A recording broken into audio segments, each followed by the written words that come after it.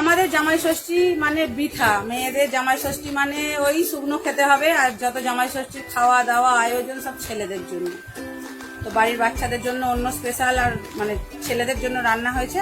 আমরা ওইদিকে খালি গন্ধই শুকে গেলাম আর রান্না করে গেলাম, কারণ আমরা এগুলো খাই। তো আমাদের বাড়িতে জামাই ষষ্ঠীর খাওয়া দাওয়া চলছে, আমরা এখানে জামাই ষষ্ঠীর খাওয়া দাওয়ার জন্য বসে পড়েছি। তো আজকে আমরা চিড়ে মুরগি মাখা খাবো দুপুরবেলা। সকালে টিফিনে সব পরোটা খাওয়া হয়েছে, ওই জন্য এখন দুপুরে এইগুলো খাবো। তো কি কি আছে থালার মধ্যে সেটা একটু দেখিয়ে দিই। এখানে আছে চিড়ে মুরগি মাখা, এখানে আছে কাঁঠাল, এখানে কলা, ওখানে জাম, ওটা লিচু, ওটা আম, ওটা তালশাঁস, এটা শশা, আর এটা রসগোল্লা। এখানে কাকিমা খাচ্ছে, বৌদি বলছে দেখাতে হবে না, এটা কাকিমা আর আমি। চলো আমরা খাওয়া দাওয়া করি।